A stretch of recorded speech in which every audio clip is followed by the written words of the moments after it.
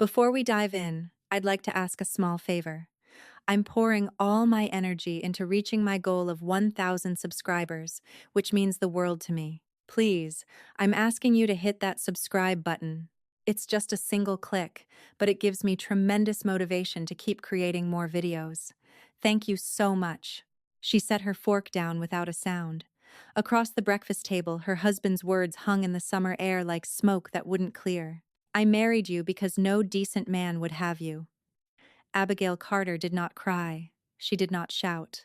She rose from her chair, smoothed her dress with both hands, and curtsied low, precise, and final, as though bidding farewell to a stranger she had never truly known.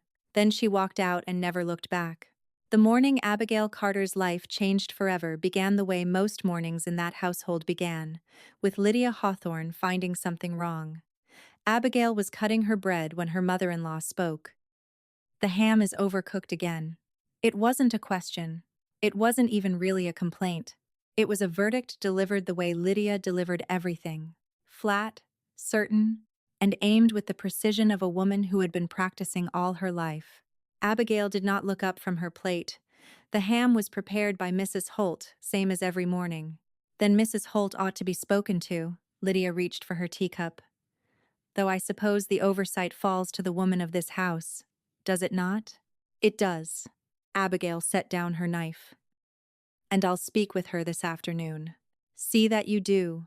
Margaret Carter, Abigail's mother, a woman who had survived worse than Lydia Hawthorne, and carried the scars of it with the quiet dignity of someone who'd decided long ago that surviving was its own kind of victory, poured herself more tea, and said nothing. She had learned early in this household that silence was a kind of armor. She wore it every morning without complaint. Lydia had not come for breakfast. She never came for breakfast. She came as she came every morning to audit, to count what was wrong, to weigh and measure the woman her son had married, and find her perpetually short. The linens in the east parlor have not been aired. Lydia said they were aired on Tuesday. Tuesday was 3 days ago, Abigail. Yes, ma'am, I'm aware of that. Then you understand they need airing again. Abigail folded her hands in her lap. She breathed once, slow and careful, the way she always did when she felt the edges of herself beginning to sharpen. She had been doing a great deal of that kind of breathing these past 2 years. She had married Samuel Carter in the spring of 1812, when the war with England was a distant rumble, and her father's estate had fallen to debt and grief. It had not been a love match. Everyone at the table knew that. Everyone in the county knew that it was an arrangement. Her father's land in exchange for the Carter name, the Carter money, and a future that would not include her mother sleeping in a borrowed room. She had walked into that marriage with her eyes wide open. She had not expected love. She hadn't even hoped for warmth. But she had expected, perhaps more naively than she would ever admit, to be treated with the basic dignity afforded to any woman who ran a household with competence and grace. 2 summers had taught her that expectation was simply more than Lydia Hawthorne was willing to offer. "Samuel will be down shortly," Lydia said, as though this were a warning. "I know he has business in town today. I hope breakfast will not delay him." "It won't." The back door swung open. Samuel Carter came in with his jacket half-buttoned and his boots carrying the red dust of the stable. He was a tall man, broad across the shoulders, dark-haired with a face that might have been handsome if it had ever learned to soften. 2 years of marriage had not softened it. Neither had one. He sat down without greeting anyone and reached for the coffee pot. "Good morning," Abigail said. "Morning." He poured his coffee, set the pot down, did not look at her. Margaret looked at her daughter over the rim of her teacup. Abigail did not look back. She kept her eyes on her plate and went on eating her bread with the composed steadiness of a woman who had decided somewhere along the way that expecting to be seen was a luxury she could no longer afford. "I was just telling Abigail that the east parlor linens need airing," Lydia offered pleasantly.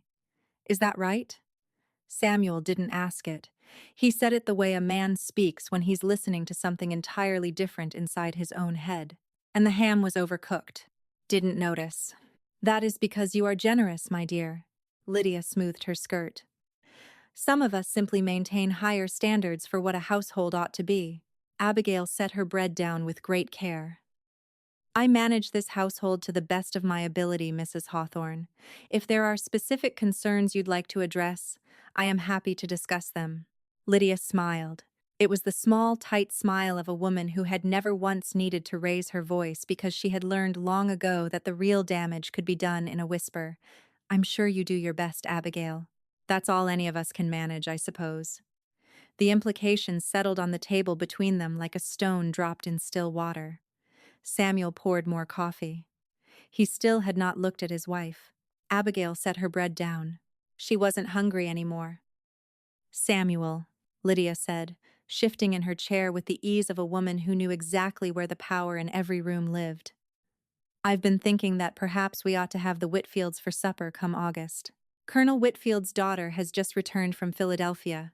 Quite accomplished, I'm told. Fine. Speak with Abigail about the date. I rather thought you might handle the invitation yourself. He glanced up. Why? Because it would mean more coming from you. Lydia set her cup down. The Whitfields are quality people. They'll expect a certain standard of... She paused, and let the pause do the work she preferred not to put into actual words. He looked at his mother. He looked at Abigail. He went back to his coffee. What he said next was not delivered cruelly. That was the worst part of it. That was what made it so complete and so thorough and so impossible to argue with. It was delivered the way a man states a fact he has long since grown comfortable with. Quiet, matter of fact, as though explaining the purpose of a chair. I married Abigail because she was plain enough not to cause trouble, he said. Plain women make steady wives. The Whitfields know how the world works. Invite them yourself, Mother. The room went still. Margaret Carter put down her teacup. The soft click of china on the table sounded in that silence like a shot. Abigail did not move. She sat exactly where she was, her spine straight, her hands flat on the table on either side of her plate, her face completely, utterly composed. Her eyes did not fill. Her hands did not tremble. She had learned very early in a very hard school not to let anyone see when a blow had landed. But this one had landed. She felt it move through her like something cold and slow and surgical. Not a sharp pain, but the particular hurt of a truth delivered without malice, which is always worse than cruelty because it cannot be argued with. A cruel man can be wrong. A careless one is simply stating what he sees. He had said it the way you describe a horse you purchased for its stamina. Practical, settled, done. Lydia was already saying something about the Whitfields' garden, something about August, something about whether wine or cider was more appropriate for a supper invitation. Abigail heard none of it. She was very still inside.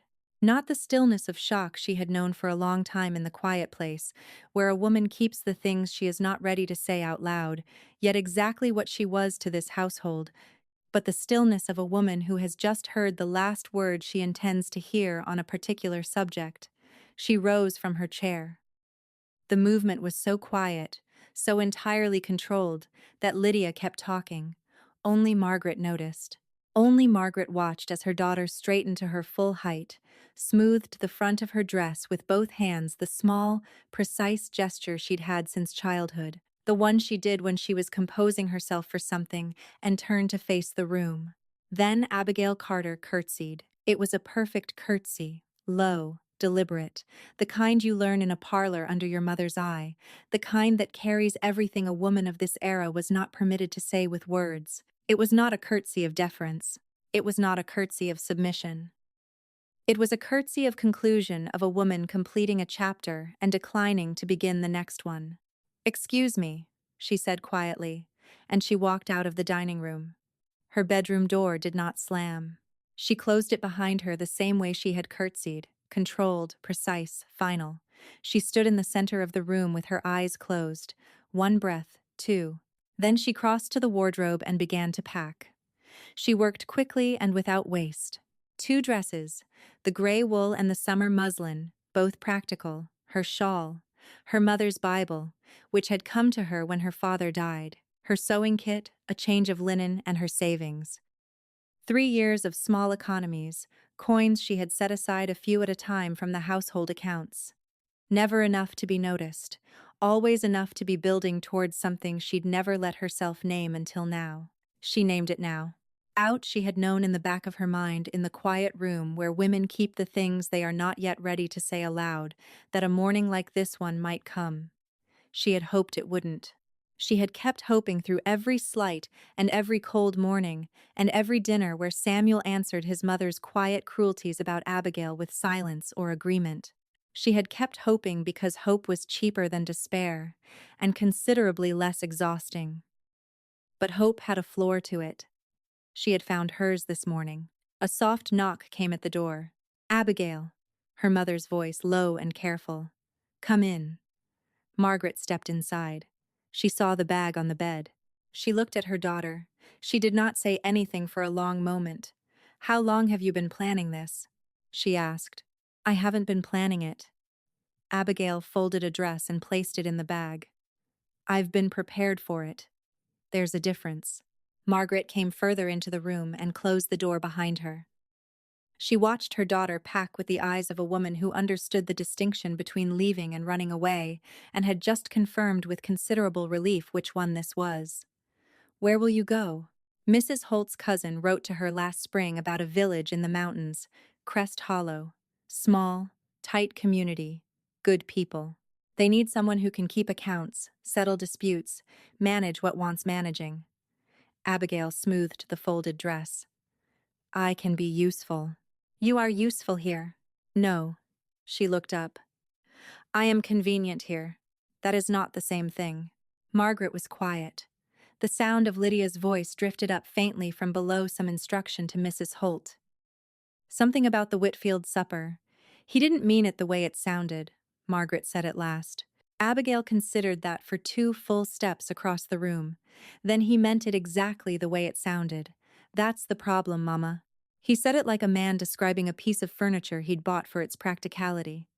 She paused. "I have managed every inch of this household for 2 years. I have kept his accounts and settled his disputes and made sure his mother's complaints never reached his ears unless they absolutely had to. I have given him a home that runs like good machinery. And the truest thing he can say about me in front of my own mother is that I am plain enough not to cause trouble." She closed the bag. "I am done being his furniture." Margaret looked at her daughter for a long moment. Something moved behind her eyes. Pride and grief, and the particular tenderness a mother holds for a child who has had to learn the hard lessons too soon. She reached over and took Abigail's hands in both of hers. "Come with me to find them," she said softly. "I was about to ask you same thing." Abigail pressed her mother's hands. "Come with me to Crest Hollow. There's nothing here for either of us. We'll build something better." "How soon?" "This morning." Margaret breathed out slowly. She looked at the bag. She looked at her daughter's face, composed, steady, certain. She nodded once. "Give me 10 minutes," she said. They were down the back stairs and out through the kitchen door before the breakfast dishes had been cleared. Abigail had left a note on the writing desk in Samuel's study. Brief, composed entirely without dramatics.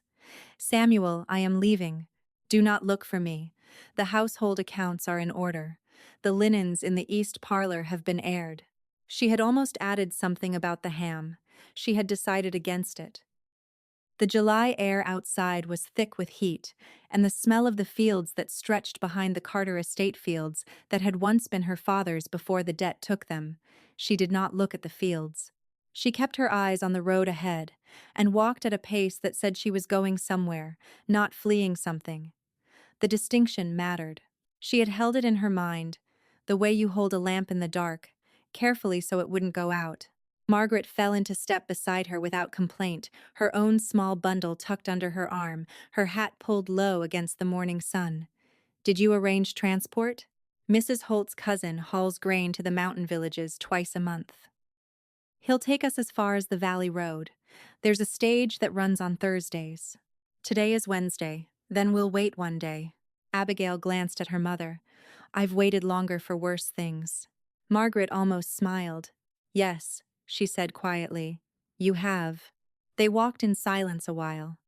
The road was dry and pale beneath the midsummer sun. Do you think he'll come after you? Margaret asked. Abigail considered the question the way she considered everything, seriously and without the comfort of easy answers.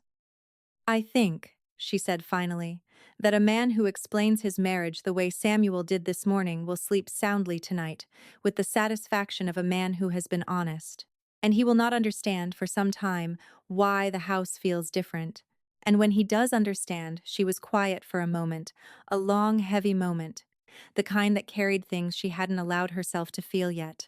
But I will be a different woman by the time it does. I intend to be. She thought back at the Carter estate. It was Mrs. Holt who noticed first. She found the study door slightly open, the note on the desk, both the guest rooms empty.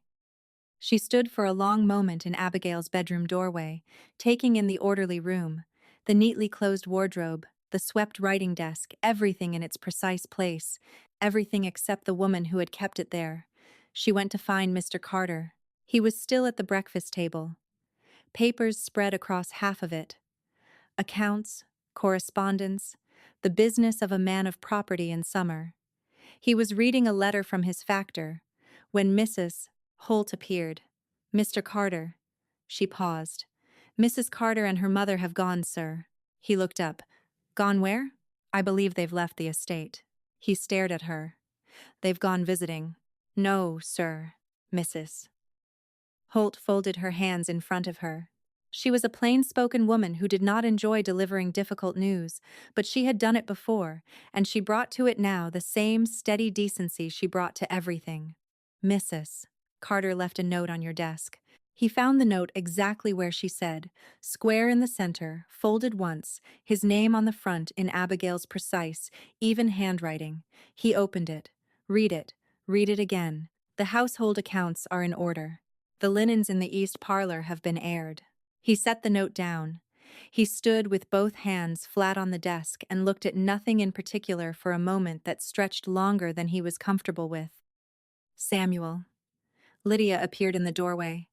What has happened? Abigail has left. A beat of silence. Left? She said it the way you repeat a word you're not sure you've heard correctly. Left where? She doesn't say. Lydia crossed the room and reached for the note. He let her take it.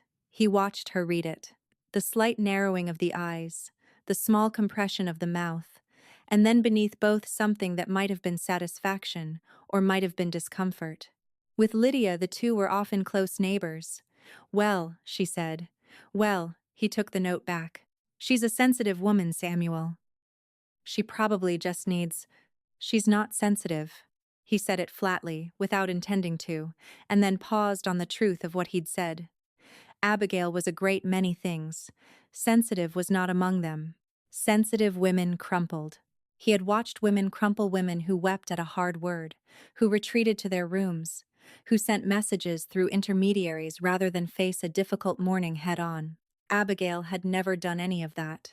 She had stood at the head of this household for 2 years with the composure of a woman who had decided before she ever walked through his door that she would not be broken by any of it. And she hadn't been broken. She had simply left. He turned to the window. Outside, the summer morning was full and bright and completely unchanged. The kind of morning that refused to acknowledge that anything significant had happened in the house behind it. She'll come back, Lydia said. Where would she go? She has nothing. No income, no property. She has her mother. He tucked the note into his breast pocket. And apparently, she has somewhere to be. Samuel, you cannot seriously intend to let her. She asked me not to look for her. He turned from the window. I think that's clear enough. You're the head of this household. You have a right. I have a right. He said the words slowly, as though weighing it. Yes, I have a great many rights, Mother. I've been exercising them for 2 years. He moved toward the door. I'll be in town. See that Mrs. Holt has what she needs. He walked out before she could answer. He rode to town. He met with his factor. He signed his papers. He ate lunch at the tavern and talked about road repairs with men he'd known his whole life. He did everything he had planned to do that day. And beneath all of it, Under the business and the conversation, and the long, familiar rhythms of a productive summer morning, something else was running. Quiet and persistent, the way water finds its way through stone. The sound of a chair pushing back from a table, a hand smoothing a dress, a curtsy so perfect it didn't need to say a word. He had not realized, until she was gone, how much sound she made by being silent, how many things she managed without his noticing, how completely she had arranged herself around this house, his house, without ever once demanding to be seen. He had told himself for 2 years that he had made a practical arrangement, and that Abigail understood practical arrangements, that she was, as advertised, steady and uncomplicated and content with what she had been given. He had not asked her. It had not occurred to him to ask. He rode home in the early evening, the heat beginning to break, the air carrying the first suggestion of night. The estate was quiet, orderly, perfectly maintained. It had always been that way. He'd never thought about why. He went to his study, poured a measure of whiskey, sat in his chair, looked at the empty center of his desk where the note had been. He took the note out of his breast pocket and read it a third time. "Do not look for me." She had not written, "I am angry." She had not written, "You have hurt me." She had not appealed to anything, not to his sense of duty, not to his conscience, not to the fact that she was his wife and had nowhere else to go. She had simply stated, informed, and then managed in a single sentence to communicate that the household would function correctly in her absence because she had made certain of it before she left.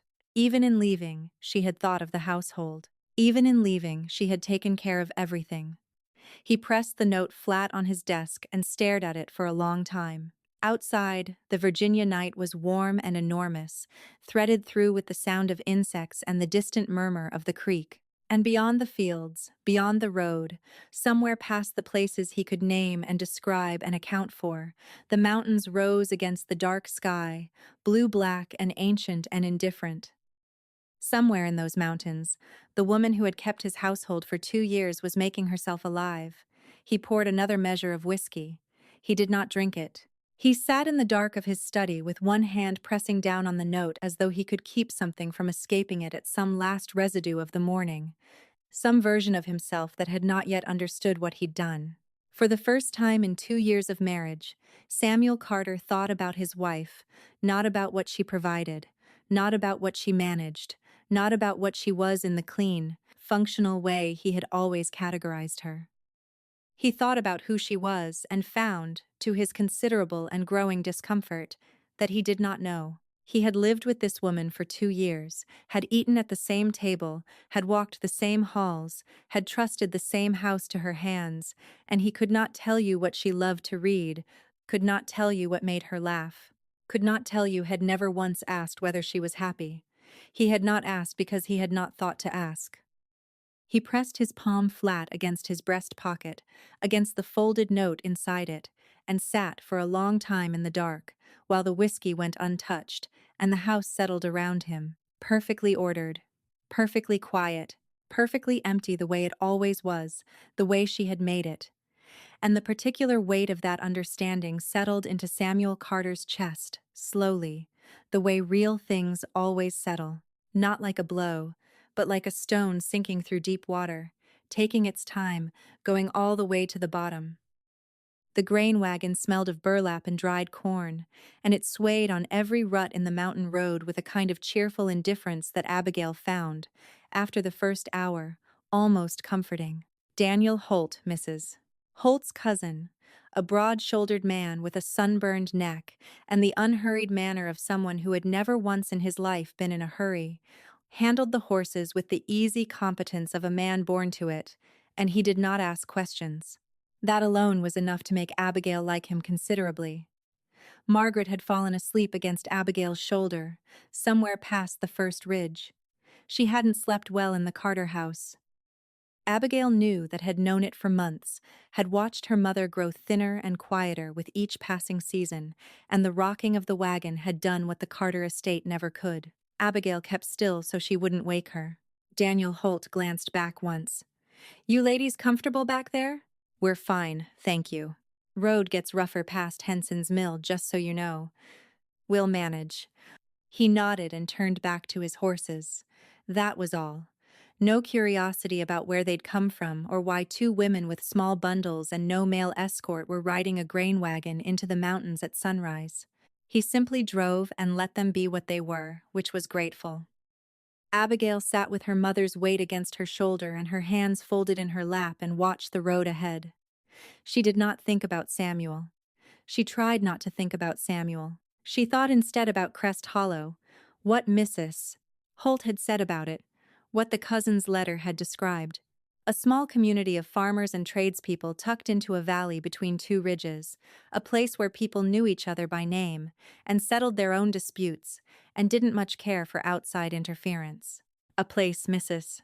Holt had said with a certain emphasis that Abigail had understood perfectly, where a capable woman was worth more than her looks. She'd read that letter twice, tucked away, folded within the pages of her Bible. It was all the invitation she'd needed. Margaret stirred. Are we close? Not yet. Sleep. I wasn't sleeping. You were snoring. I don't snore. Margaret straightened, pressing a hand to her hat. I was resting my eyes. With sound effects. Margaret glanced sideways at her daughter. A small, dry smile touched her lips. It was the first genuine smile Abigail had seen from her in months. You're in a fine mood for a woman who packed her whole life into one bag this morning. I feel fine. You feel free? Margaret asked quietly. There's a difference. Abigail looked at the road ahead. Yes, she said after a moment. I suppose there is. They reached Crest Hollow late the following afternoon, the day after a night spent at a modest inn on the valley road, where the innkeeper's wife had fed them cornbread, asked no questions, and charged them a fair price. The stage had been on time, which Abigail noted with the satisfaction of a woman who appreciated competence in all its forms, and the driver had set them down at the top of a narrow road that wound down into a valley that smelled of wood smoke and green things, and the particular cleanness of mountain air. Abigail picked up her bag and walked down into it. The first person they encountered was a boy of about 12, sitting on a fence post with a piece of straw in his mouth, watching them approach with the frank, unabashed curiosity of a child who had not yet learned that staring was rude. You lost? He asked. No, Abigail said. We're looking for a man named Eli Thompson. The boy looked at her bag, looked at Margaret's bag, looked back at Abigail with the calculating expression of a child who understood that women with bags looking for Eli Thompson probably had a story to them. He's at the mill, the boy said. End of the road, turn left at the big oak. Thank you. You stay in. That remains to be seen. He seemed to find this answer satisfying. He nodded once, as though she'd confirmed something he'd suspected, and went back to his straw. Eli Thompson was not what Abigail had expected, though she couldn't have said precisely what she'd expected. He was perhaps 60, lean and weathered, with hands that had been doing hard work for so long that they'd taken on the texture of the work itself. He looked up from whatever he was mending when she came around the corner of the mill, and he looked at her the way people in small communities look at strangers. Not unfriendly, but thorough. Mr. Thompson, she said. I'm Abigail Carter. Mrs. Holt's cousin told her. You might have need of someone who can keep accounts and manage disputes. I understand you've had some trouble with the boundary fencing on the east parcels. He looked at her for a long moment. Your husband know you're here? My husband knows I'm gone. The details are my own business. Another long look. Then something in his face settled. Not quite a smile, but the precursor to one. You want some water? It's a warm day for traveling. I'd appreciate that. He went inside and came back with 2 cups. He handed one to Margaret and one to Abigail and leaned against the doorframe with his arms crossed. The East Parcel trouble, he said. How'd you hear about that? Mrs. Holt's cousin mentioned it in a letter. 3 families disputing the same fence line, if I understood correctly. 4, actually. Jeb Harmon reckoned he'd join in once he saw the others were making noise about it. Is there a deed record? There's 4 of them, all different, all claiming the same 20 feet of ground. Then the deed records are useless as they stand. You need a surveyor or someone who can read the county map against the original grant boundaries. She took a sip of water. I can read maps. Eli Thompson looked at her over the rim of his cup. Can you now? My father was a land surveyor before he was a farmer. He taught me to read a county map before I could read a proper book. She met his eyes. Mr. Thompson, I am not here to cause trouble. I am here because I am useful, and I have a mother who needs a quiet place to rest, and I can earn my way. That is the beginning and the end of my situation. If this community has no need of any of that, I'll take the stage back down on Thursday and trouble you no further. He was quiet for a moment. The mill he turned slowly somewhere nearby. A dog barked once in the middle distance and went quiet. There's a room above the Harmon widow's house. Eli Thompson said she rents it for fair, and I reckon we can start with those deed records in the morning if you have a mind. Abigail set down her cup. I have a mind, she said. 3 days into Crest Hollow, Abigail understood something she hadn't let herself name while she was living inside the Carter house. She had been making herself small for 2 years. Not deliberately, not with the conscious decision of a woman who knew she was doing it, but slowly, incrementally. The way you don't notice a room getting darker until someone opens a window and the light comes flooding back. The window had been Eli Thompson spreading 4 contradictory deed maps across his work table and stepping back and saying simply, "All right, Mrs. Carter, show me what you see." She had shown him it had taken her 40 minutes. She had laid the maps against each other, traced the original grant lines, identified the surveying error that had generated the discrepancy, a misread bearing from 20 years back that had propagated through every subsequent deed, like a fault line nobody had thought to check. And by the end of it, Eli had his arms crossed and the faint expression of a man revising a calculation he'd thought was settled. You said you could read maps, he said. I said that, yes. You didn't say you could solve a problem that's had 4 families at each other's throats for 6 years. You didn't ask. He looked at her. No, he said. I didn't. Word moved fast in Crest Hollow. By that evening, 2 more people had found reasons to stop by the Harmon widow's house with questions for the woman staying upstairs. A man whose fence line crossed a public road. A woman whose neighbor's well had started encroaching on a shared easement. A young couple who'd been sold a parcel they were now being told was encumbered by a prior claim and didn't know what that meant or what to do about it. Abigail sat at the kitchen table with Margaret passing her tea, and she listened to every one of them, asked questions, took notes in her neat, precise handwriting, didn't promise anything she couldn't deliver, didn't offer comfort where practical action was more useful. By the end of the week, she had more work than she could finish in a month. Margaret watched all of it with the quiet, careful eyes of a woman collecting evidence. She didn't say anything until the last visitor had gone, and Abigail was sitting at the table with her notes spread around her hair loose, her sleeves rolled, looking more like herself than Margaret had seen her look in 2 years. He had no idea, did he? Margaret said. Abigail looked up. Huma Samuel. A pause. Abigail looked back at her notes. No, she said. He didn't. Did you? Abigail was quiet for a moment. She picked up her pencil and set it back down. I knew what I could do, she said. I suppose I'd forgotten, somewhere in there, that it was allowed to matter. Margaret reached across the table and covered her daughter's hand with her own. She didn't say anything else. She didn't need to. Back at the Carter estate, things were not going well. It wasn't that the household had collapsed. Mrs. Holt was competent and loyal, and had been running the practical mechanics of the house long enough to manage without direction. The meals were prepared, the rooms were cleaned, the fires were laid, but there was a difference, a quiet, insistent, impossible to name difference between a house that is managed and a house that is run. Abigail had run it. She had not merely assigned tasks and supervised their completion. She had understood the house as a living thing, anticipating what it needed before it needed it, adjusting and balancing and calibrating in dozens of small ways that no one had ever noticed precisely because they were done so well that nothing ever went wrong. Now things went wrong.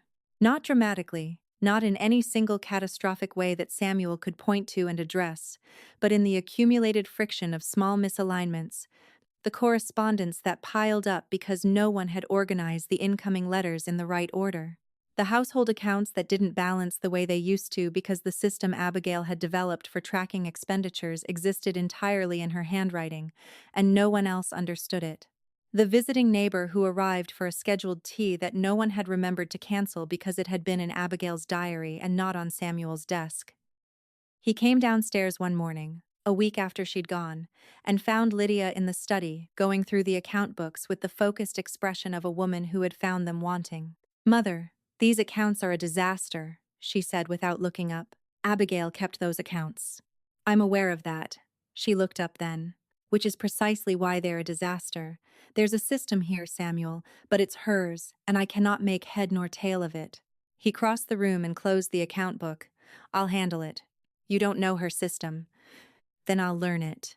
He picked up the book. "Or I'll find another way." Lydia sat back.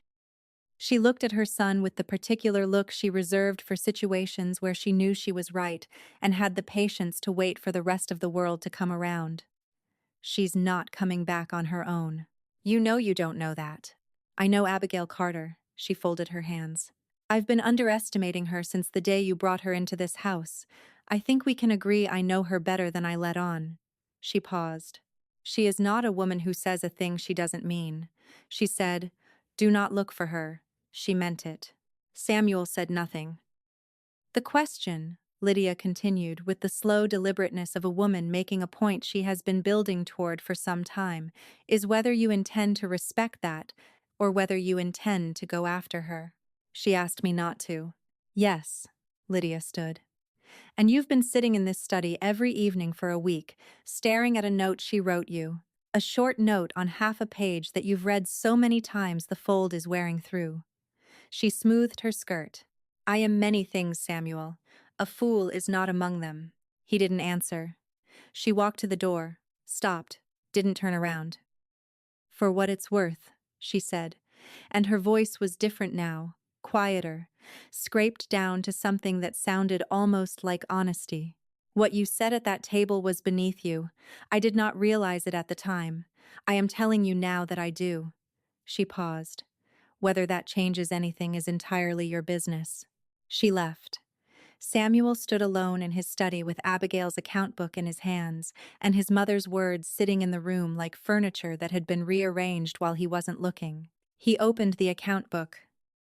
He looked at Abigail's handwriting, her careful, precise, utterly organized system, and he saw for the first time not just the times what times of it, but the times how times, the care, the thought, the dozens of small decisions that had gone into building something that worked so well it had been invisible. He stood there for a long time reading. The letter arrived in Crest Hollow on a Wednesday morning, 3 weeks after Abigail had.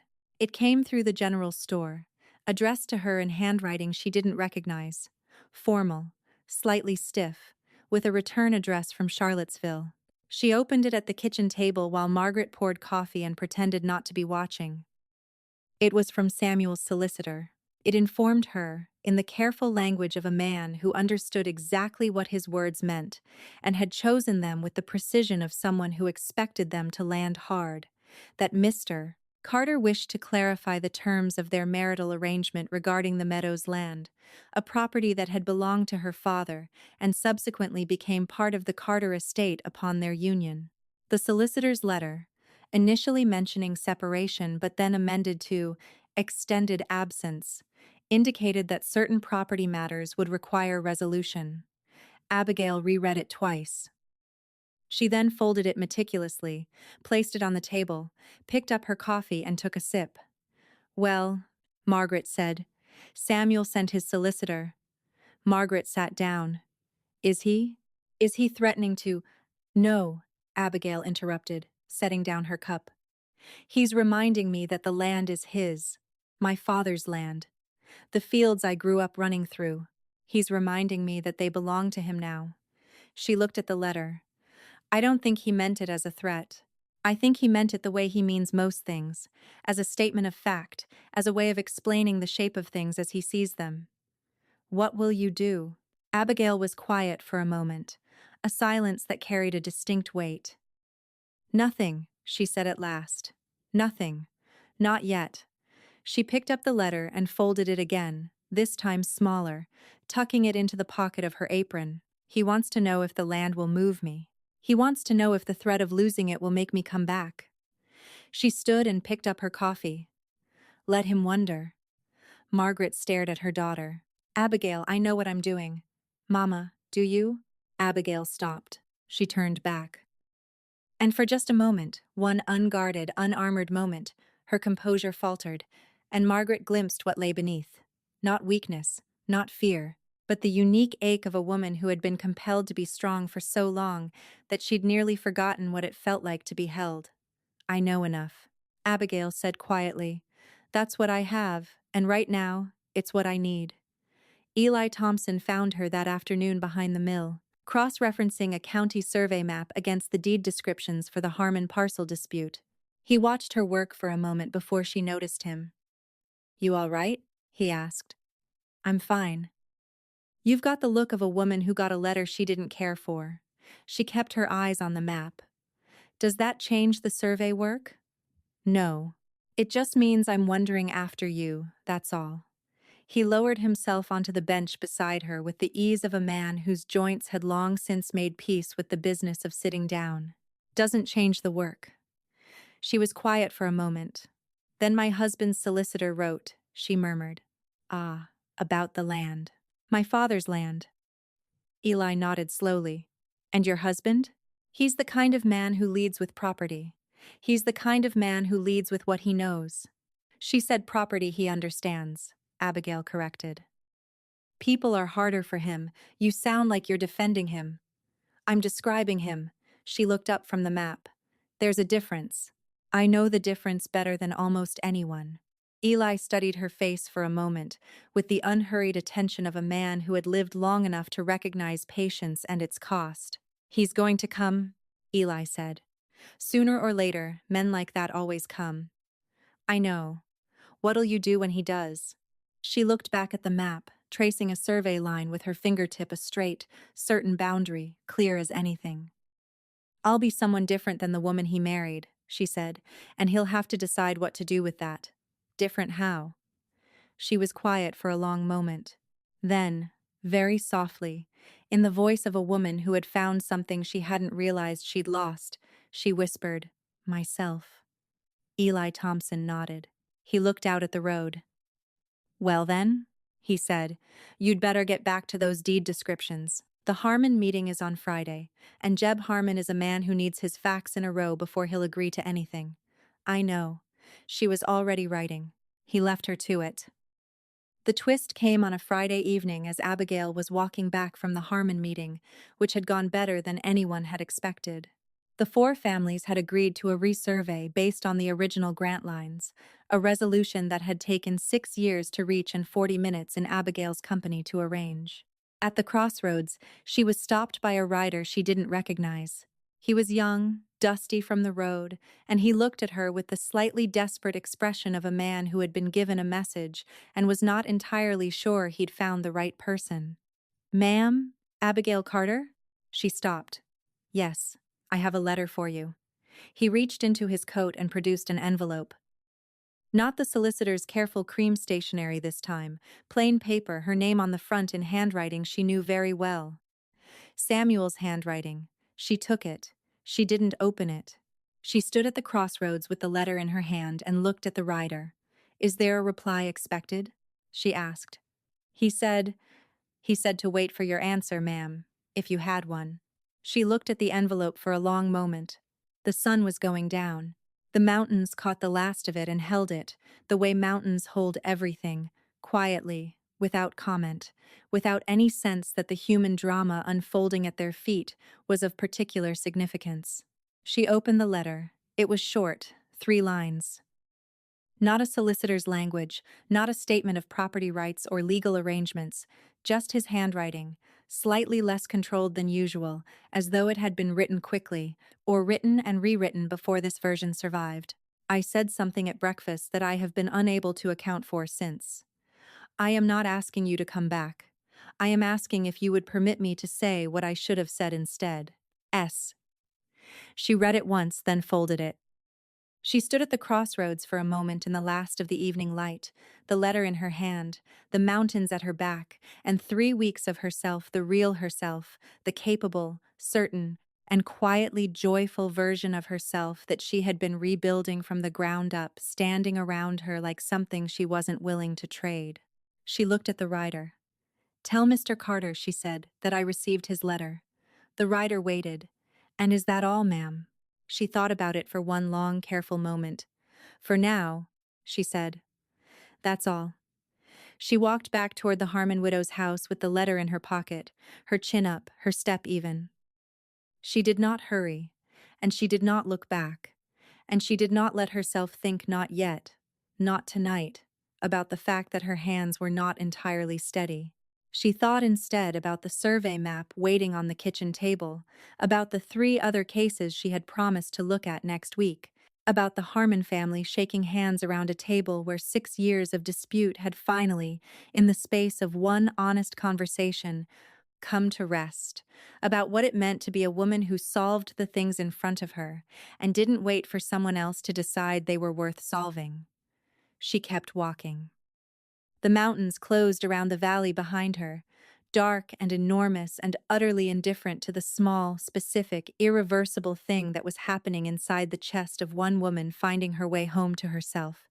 Margaret was at the kitchen table when she came in. She looked up. She saw Abigail's face.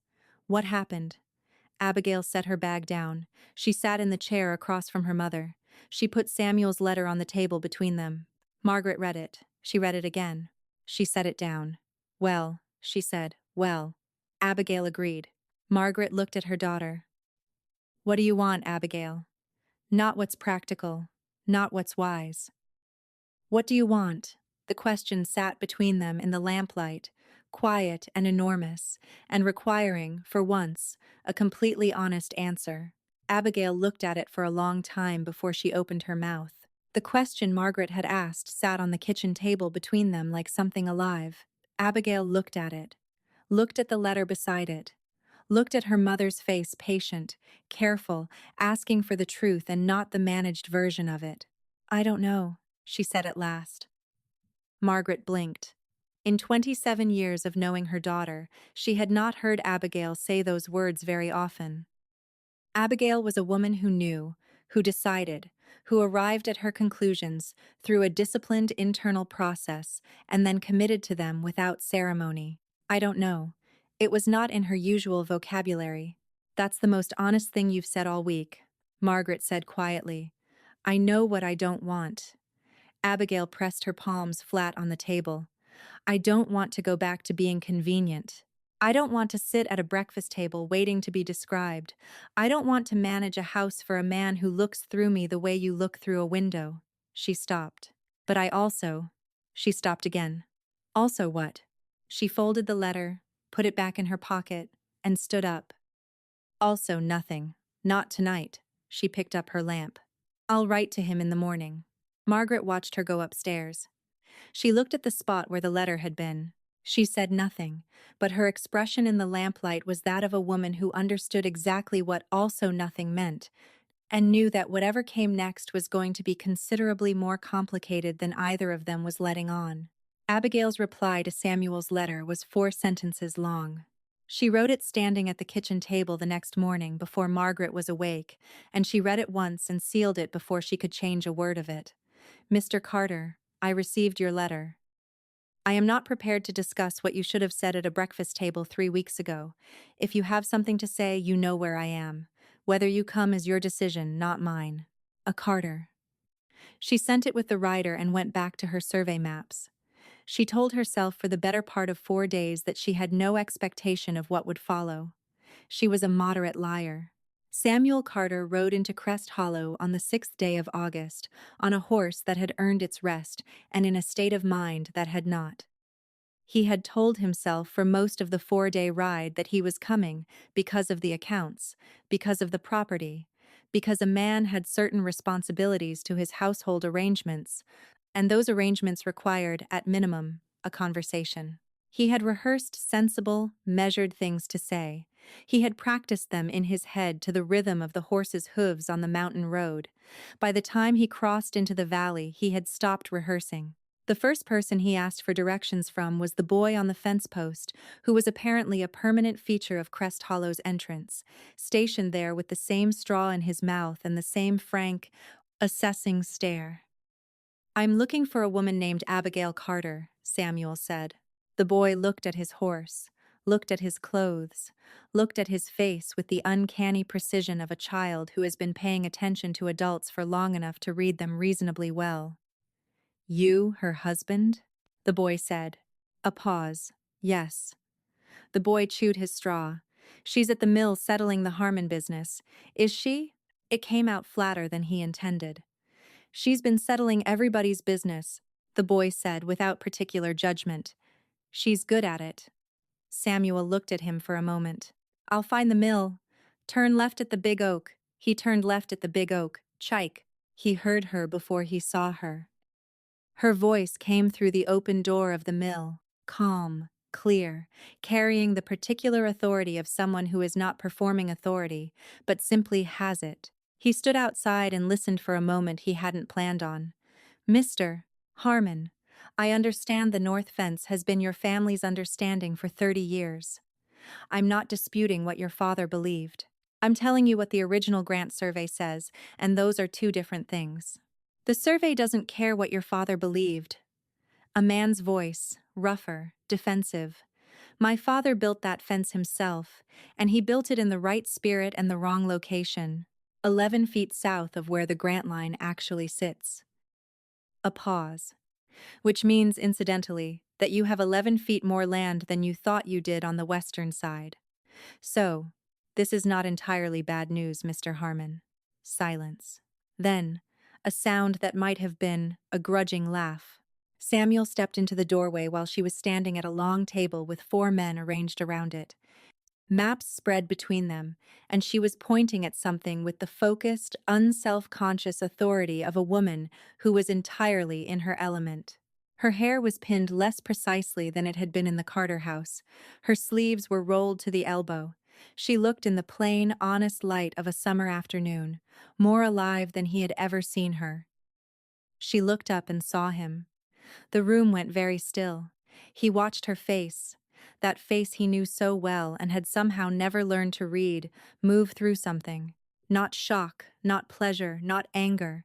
Something more contained than any of those and more complicated. "Mr. Carter," she said. "Mrs. Carter." He was aware of 4 pairs of eyes moving between them with the alert interest of people who understood they were witnessing something that wasn't their business and were going to watch it anyway.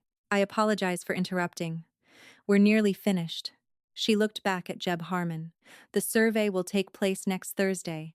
I'll be there to confirm the markers. Does that satisfy you?" Harmon looked at Samuel, looked at Abigail, looked at Samuel again.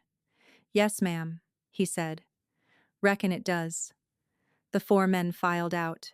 The last one, Jeb Harmon, paused in the doorway just long enough to give Samuel the particular look of a man assessing another man's worth and arriving at a preliminary conclusion.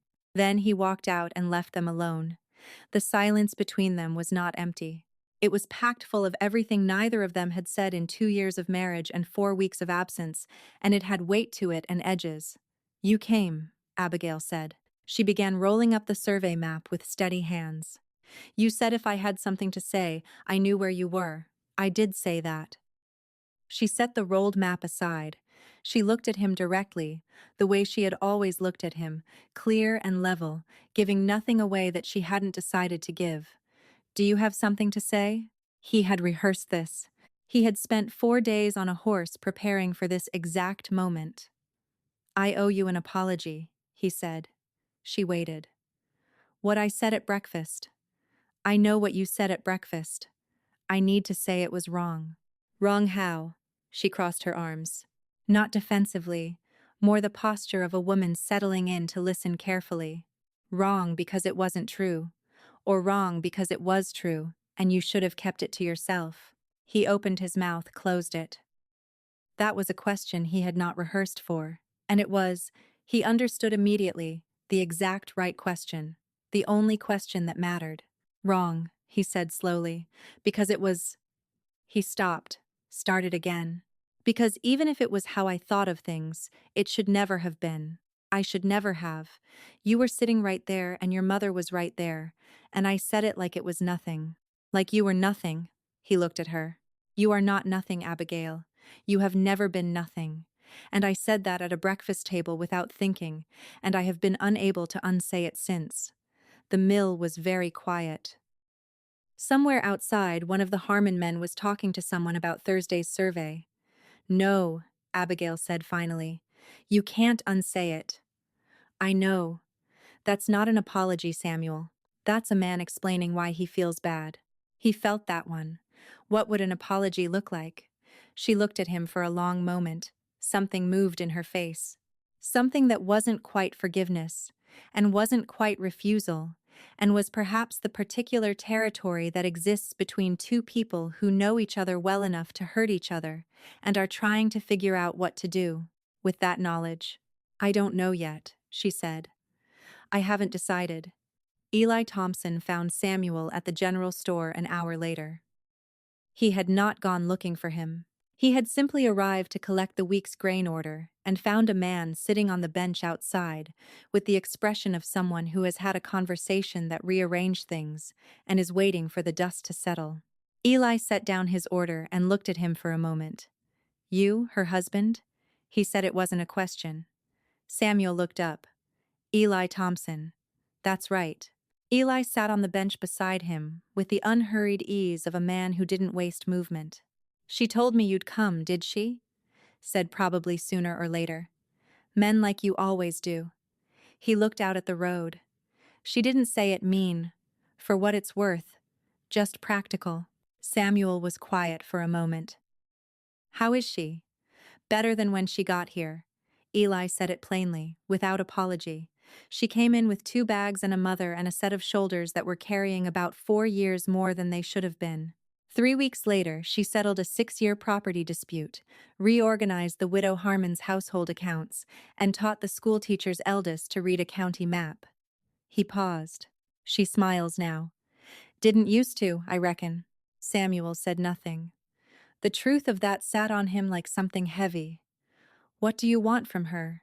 Eli asked. And I mean that plain. Not what you're telling yourself you want. What do you actually want? Samuel looked at the road. A wagon was passing a family, a woman with a child on her lap, laughing at something. The man beside her with his hand on her knee without thinking about it. The casual, unconscious tenderness of 2 people who were in the habit of each other. I want to know her, Samuel said. And it surprised him, saying it out loud, how true it was. How long it had been true without his knowing it. I have lived with this woman for 2 years, and I do not know her. I did not try to know her. I arranged a marriage and I maintained it, and I told myself that was sufficient. He paused. It was not sufficient. Eli looked at him for a long time. No, he said. It wasn't. He stood up and retrieved his grain order. She's staying at the widow Harmon's. There's a room at Deacon's place, east end of the road, if you need it. He started to walk, stopped. One more thing, Mr. Carter. Yes. She's not the woman you married. He said it without malice, but clearly. I mean that straight. Whatever you think you know about Abigail Carter, she's further than that now. Don't make the mistake of talking to who she was. He walked away. Samuel sat on the bench for a long time after that. The first twist came the following morning, and it came from the last direction Samuel had anticipated. He was at the breakfast table at Deacon's when Margaret Carter walked in. He had not seen his mother-in-law since the morning Abigail left. He had not thought much, in the chaos of the weeks following, about Margaret specifically, about what she had witnessed at that table, about what it had meant to her, about the fact that she had packed her bags and walked out alongside her daughter without saying a single word to him. She stood in the doorway of Deacon's dining room and looked at him with the composed, careful expression of a woman who had prepared herself for this encounter. Mrs. Carter, he said. He stood. Sit down, Samuel. She came in and sat across from him. She folded her hands on the table. She looked at him the way a woman looks at a man she has made a decision about and is now confirming. Margaret, I. Before you say anything, she said, I want to tell you something, and I want you to listen to it and not respond until I've finished. Can you do that? He nodded. Abigail's father came to your father to propose the arrangement, she said. You know that part. What you don't know, what nobody has told you because I told Abigail not to, and she listened to me, and I have regretted it for 2 years, is that the week before the wedding, your mother wrote my daughter a letter. Samuel went very still. It was a polite letter, Margaret continued. Lydia is too careful for anything else. It thanked Abigail for her willingness to enter the arrangement. It outlined what would be expected of her as the Carter wife. And then, in the last paragraph, in that particular way your mother has of saying something devastating as though it's simply practical, it told Abigail that Samuel was marrying for stability and convenience, not for sentiment, and that Abigail should calibrate her expectations accordingly. She paused. She told my 22-year-old daughter, 1 week before her wedding day, not to expect to be loved. Samuel's jaw tightened. Abigail read that letter, Margaret said. And she folded it, and she put it away, and she walked into that marriage anyway, because she had made a commitment and she intended to honor it. And she spent 2 years in your house honoring it. Honoring a commitment she had been told in writing, before it even began, was not going to be reciprocated. Her voice was steady. It was the steadiest, most controlled voice Samuel had ever heard. And it was absolutely furious underneath. She never told you.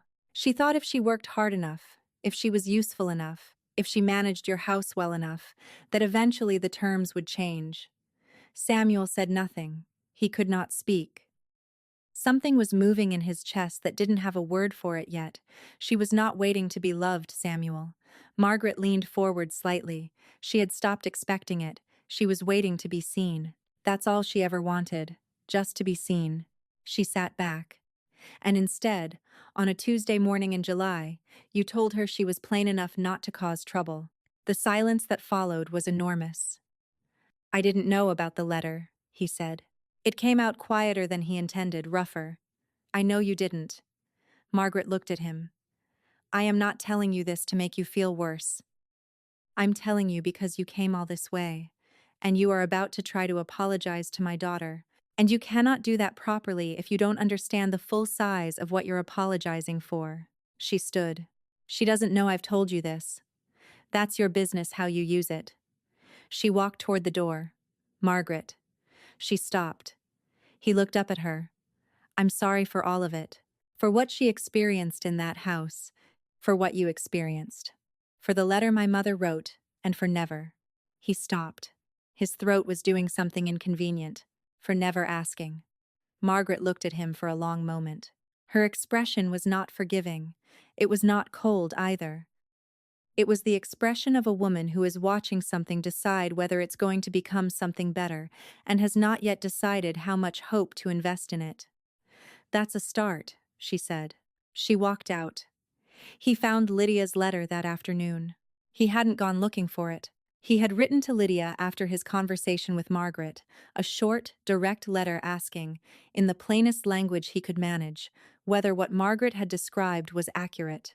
Lydia's reply arrived the following morning, and he read it standing in Deacon's hallway. She did not deny it. Lydia was too honest for outright denial.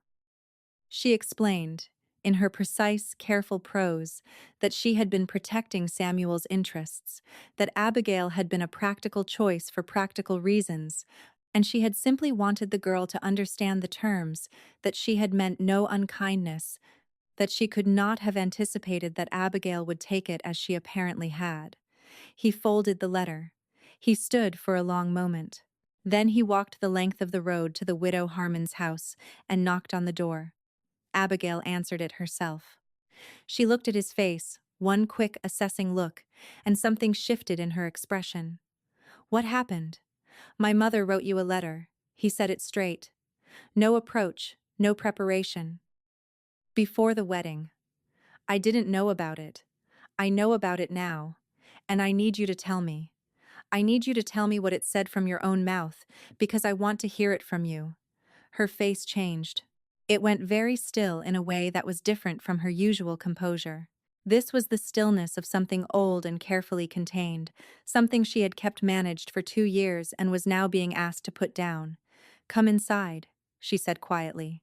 They sat in the Widow Harmon's parlor with the door open, and Margaret conspicuously absent, and Abigail told him about the letter. She told him without dramatics, without tears, in the same clear, even voice she used when she was describing a survey problem or a deed discrepancy. Just the facts, the sequence, the specific words she remembered from a paragraph she had read on a Tuesday afternoon in October of 1811 and had never fully put down since. He listened. He did not interrupt, he did not defend. He sat across from her and he listened to the story of the 2 years he had lived through from her side of it. And it was like looking at a room you'd always seen in daylight and discovering in a different light that it had contained things you'd walked past 100 times without noticing. When she was finished, the room was quiet. "I should have told you," she said. "I know that you had no reason to believe it would have mattered to me." She looked at him. "No," she said, "I didn't. That landed the way it was meant to. I'm going to say something," he said. "And I need you to hear it as what it is and not as what it resembles something you've heard before." He leaned forward. "I am sorry for the letter my mother wrote for the morning at breakfast, for 2 years of treating you like the arrangement and not the person, for not asking, for not seeing." He paused. "For all the mornings I reached for the coffee and didn't say good morning. For all the dinners I let my mother say things and said nothing. For never, not once asking you what you wanted." His voice had gone rough at the edges. "I am sorry for all of it, Abigail. Every piece of it." She looked at him for a long time. "I know you are," she said finally. "Is that enough?" The question sat between them. She didn't look away from it. "No," she said. "Not yet. It's not enough yet." She stood. She moved to the window, not escaping, just needing the small distance of standing. "But it is something, Samuel. It is more than I expected. And," she paused, "that is not nothing." He stood too. "I'm not asking you to come back tomorrow. I'm not asking you to forgive everything before you're ready. I don't know what I'm asking for exactly." He stopped. He was, she realized, lost. Not performing lostness, actually genuinely uncertain. A man who had lived his whole life with the architecture of confidence and was standing now without a plan. She had never seen him without a plan. "Samuel." She turned from the window. "Why did you come? The real reason, not the apology you could have written that. Why did you ride 4 days into the mountains?" He looked at her. "Because I could not stand not knowing where you were." The breath she took was quiet, almost inaudible. "Because every morning," he said, "I came downstairs, and the house was running, and it was exactly right and exactly wrong at the same time, and I didn't understand for 2 weeks why. And then I understood." He looked at his hands, then at her. "Because it's not the house I miss, Abigail. It's you. Specifically, distinctly you." He paused. "And I have never said that to anyone in my life, and I have no idea what to do with it, but I am asking you to let me figure it out." The room was very still. Abigail Carter looked at her husband, this proud, guarded, slow man, who had ridden 4 days into the Virginia mountains to say a thing he had never said to anyone, and she felt something move in her chest that she had been keeping very carefully still for a very long time. She did not let it move too far. Not yet. She was not ready for too far yet, but she let it move. "There's a supper at the Thompsons on Saturday," she said at last, her voice quieter than usual. "Eli Thompson invited half the village. It's not formal, it's just people." She looked at him. "Come to supper. Talk to people. See what this place is." She paused. "And I'll think about what I want to tell you. That's all." "That's everything," she said. "For now, that is everything there is." He nodded once slowly. The way a man nods when he is accepting terms he did not set, and knows that is exactly right. "Saturday," he said. "Saturday." She moved toward the door of the parlor. the small, clear gesture of a woman ending a conversation on her own terms. "Good night, Samuel." He picked up his hat. He walked to the door. He stopped on the threshold, the way he had not stopped at the breakfast table on that July morning. Stopped and turned back and looked at her with the full, direct, unguarded attention she had waited 2 years to receive. "Good night, Abigail." He walked out into the summer dark. She stood alone in the Widow Harmon's parlor, with her hand on the doorframe and her heart doing something complicated and unscheduled, and she breathed exactly once, slow, careful, before she let herself feel any of it. She didn't sleep well on Friday night. She lay in the narrow bed above the Widow Harmon's kitchen and stared at the ceiling and had an argument with herself that went on longer than she would have liked and ended, as most honest arguments with oneself do, in a draw. Part of her said, "He rode 4 days. He said you specifically, distinctly, you. He sat across from you and listened to 2 years of things he should have already known, and he did not flinch, and he did not explain, and he did not excuse. That is something. That is, in fact, more than something." The other part of her said, "3 weeks ago you were furniture. Both parts were right. That was the problem." She was dressed and at the survey table by the time Margaret came downstairs. "You look terrible," Margaret said. "Thank you, Mama. Did you sleep some?" She moved a deed map to the left. "I'm fine. You're fine the way a fence post is fine," Margaret said, pouring her own coffee. "Upright, and not going anywhere, and not admitting to anything." She sat down. "He said something last night, didn't he? Several things. Something that landed." Abigail was quiet for a moment. "He said he missed me specifically." She kept her eyes on the map. "Not the house, not the accounts. Me." Margaret wrapped both hands around her cup. And I don't know yet whether that's enough to build anything on." She looked up. "But I know it's true. I could tell it was true and that changes the shape of things somewhat." "Somewhat," Margaret repeated. "Don't push me, Mama." "I'm not pushing. I'm just noting that you ironed your good dress last night and you thought I was asleep." Abigail looked at her mother. Margaret looked back with the serene expression of a woman holding an entirely unassailable position. "The supper is a community event," Abigail said. "It is appropriate to dress well for a community event. Of course it is. That's all it is. Naturally." They looked at each other for another moment. Then Abigail went back to her map, and Margaret went back to her coffee, and neither of them said anything else about the good dress. The Thompson supper was held in Eli's barn, which had been cleared and laid with tables and benches, and the combined cooking of approximately 14 women, who each believed their contribution was the best thing on the table. By the time Abigail arrived with Margaret, it was full and loud and warm, with the easy, uncomplicated pleasure of people who genuinely liked each other. She had been in Crest Hollow long enough now that people called her name when she walked in. Jeb Harmon's wife pressed a dish of corn pudding into her hands and told her the reserve couldn't come soon enough. The schoolteacher waved from across the room. The widow Harmon's sister wanted to talk about an easement matter on her east property. 3 children she didn't know by name ran past her knees and disappeared. She was, for the first time in 2 years, somewhere she belonged. Samuel arrived 20 minutes later. He appeared in the barn doorway, in the plain clothes he'd traveled in. He had not, she noticed immediately, gone back to Charlottesville for anything finer, and he stood for a moment in that doorway with the particular stillness of a man who has arrived somewhere he does not know the rules of and is paying close attention before he moves. She watched him scan the room, watched him find her, watched something in his expression settle. Not relax, not quite, but settle, the way a compass finds north. She lifted her chin in acknowledgement.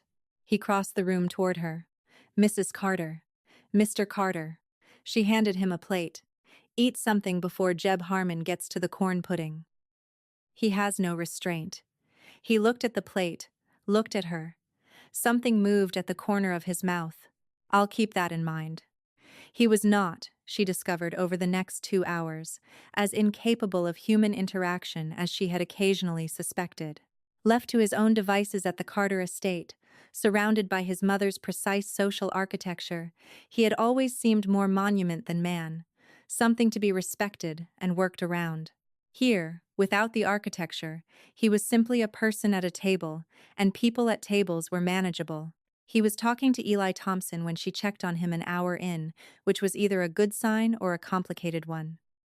Eli had the look of a man conducting an assessment, and Samuel had the look of a man who knew he was being assessed and had decided not to pretend otherwise. "He's asking you something," she said to Eli when she came close enough.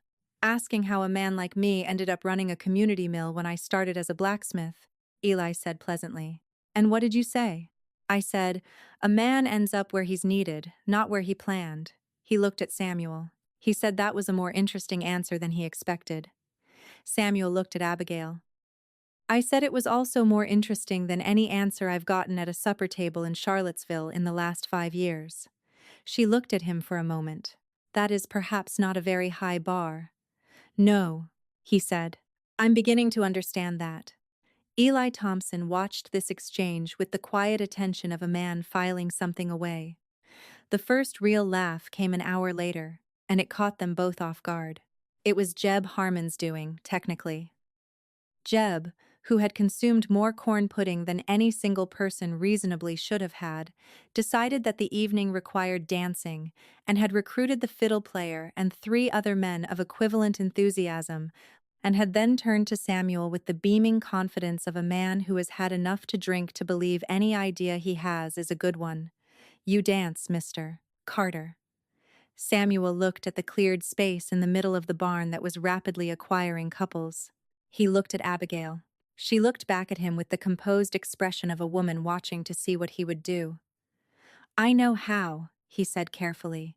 "That's all you need." Jeb slapped him on the shoulder. "Go on then." Samuel turned to Abigail. He held out his hand.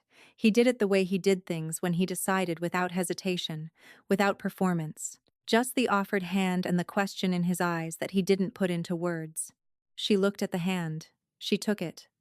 They were not, it turned out, a disaster at dancing. They had danced twice before at county functions in Charlottesville, and both times it had been stiff and formal, and conducted with the spatial precision of 2 people who did not know each other well enough to be comfortable at close range. This time the fiddle was considerably less refined, and the floor was considerably less level, and Jeb Harmon kept bumping into them from the left. And somewhere in the managed chaos of all of that, something gave way. He spun her a little faster than the step required because Harmon had just lurched into them again from the right, and she caught his arm to steady herself, and it was slightly too fast and slightly too close, and she started laughing before she could stop it. Not the polite titter of a woman at a county supper. Real laughter, surprised, unprepared, unmanaged, the kind that burbles up from somewhere deeper than the throat. He looked down at her, and then, and this was the thing she would return to later, lying awake, turning it over, he laughed too. It came out of him like something that hadn't been used in a long time, a little rusty at the edges, but real. "Your elbow," she managed. "Harmon's fault. It is emphatically your elbow. Mrs. Carter, I assure you. Samuel." She looked up at him, still half laughing. "Your elbow?" He looked down. His elbow had indeed done something inadvisable to the vicinity of her hat. He straightened it. The hat was lopsided. She adjusted it with one hand without letting go of his other one, and they stood for a moment in the middle of Eli Thompson's barn, with the fiddle still going, and Jeb Harmon careening away to the left, and the particular kind of a stillness that exists inside a loud room when 2 people find each other's eyes. "Abigail," he said quietly enough that only she could hear.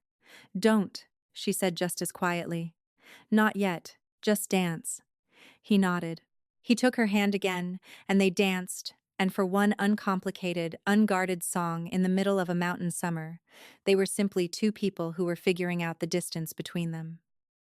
Margaret from her bench on the side of the room watched with both hands folded in her lap and said a quiet prayer of the specifically maternal variety. The letter arrived Sunday morning, and it hit the widow Harmon's kitchen table like a stone dropped from a height. It was from Lydia.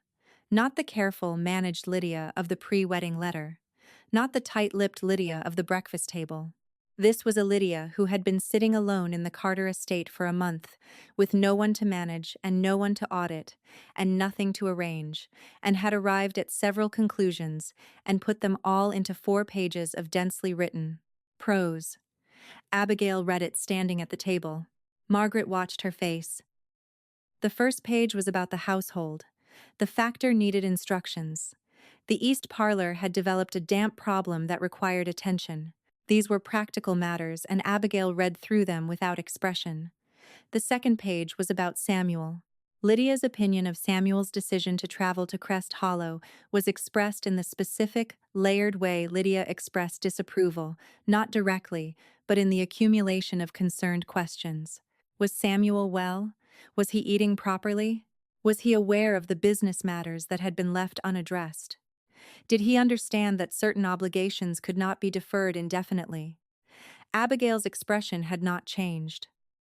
The third page was about the Meadows land. She read slowly, read it again. Then she set the letter down. "What is it?" Margaret asked. "She's had the Meadows land surveyed," Abigail said. "Her own surveyor, she says." She paused.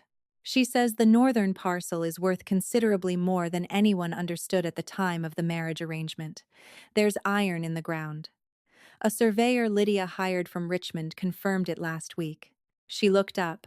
"She is suggesting in language that is technically polite that this changes certain considerations regarding the arrangement." Margaret stared. "She's saying it was worth more than your father knew. She's saying it was worth more than my father knew." Abigail's voice was very even. "Which means, when your father negotiated his debt relief in exchange for the land, he didn't know what he was giving away." She picked up the letter again. "And Lydia? Did Lydia know?" Margaret's voice had gone sharp. The question sat between them. Abigail read the third page one more time. "She doesn't say. She set it down. But she arranged that marriage. She wrote to me before the wedding. She managed the terms. She looked at her mother. Mama, someone knew the land was worth more. Someone made sure that arrangement happened." Margaret pressed her hand flat on the table. "Abigail, I need to talk to Samuel. Josh." She found him at Deacon's, just finished with breakfast, about to go for a walk. He took one look at her face and put down his hat. "What happened?" She handed him the letter. He read it. His face changed slowly, progressively, in a way that was uncomfortable to watch because it was entirely unmanaged. He was not performing a reaction. He was having one. He set the letter on the table. He was quiet for a moment. "I didn't know about the iron," he said. "I know," she looked at him. "Did your mother?" He was quiet for a long time, long enough that the answer was effectively already spoken before he said it. "I don't know," he said. "I don't know, Abigail. I need you to believe that I genuinely don't know. Then find out." He looked at her. "If she did, find out first," she said. "Then we'll talk about if." He wrote to Lydia that afternoon. He did not soften it. He asked directly whether she had known about the iron in the Meadows land prior to the marriage arrangement, and he asked it in terms that made clear he was not looking for a careful answer, but an honest one. Lydia's reply came in 3 days. It was one paragraph. She had heard a rumor. She had not confirmed it. She had believed the arrangement served multiple purposes and had proceeded on that basis. She regretted that it now presented a complication. Samuel read it once. He brought it to Abigail without a word. She read it. She folded it. She set it on the table. "Multiple purposes," she said. "Yes."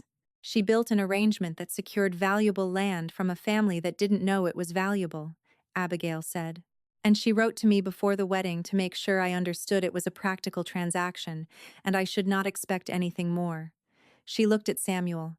"She managed everything, didn't she? From the beginning."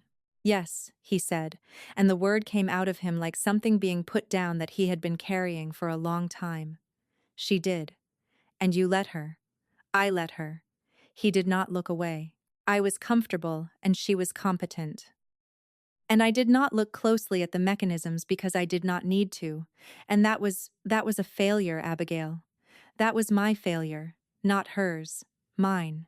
She looked at him for a long, assessing moment. "What do you intend to do about the land?" she asked. "It's your land," he said simply. She blinked. "Samuel, it was your father's. It came to the arrangement because your father didn't understand what he had. If there is iron in that ground, the profit from it should go to you and your mother. It's not a negotiation, it's just what's right." He paused. "I'll have the papers drawn up however you want them. Your name or your mother's, whatever gives you the most security." He looked at her. "I should have done this at the beginning. I should have looked more carefully at what the arrangement asked of your family and done more to balance it." He paused again. "I am doing it now. It's late. I know it's late, but I am doing it." Abigail said nothing for a long moment. She was looking at him the way she looked at survey maps, searching for the place where the line was true, where the bearing was honest. She found it. "Sit down," she said. "Finally. I'll make coffee. We have things to discuss." Mate. They talked for 3 hours that afternoon. Not about the land. After the first 30 minutes, those details were settled quickly with the efficient practicality of two competent people who understood property and law and what was fair. They talked about everything else. He asked about her father. She told him about the man he had been, about the land he had loved, about the debt that had come from 3 bad harvests in a row, and the particular quiet devastation of watching something you've built slowly undone.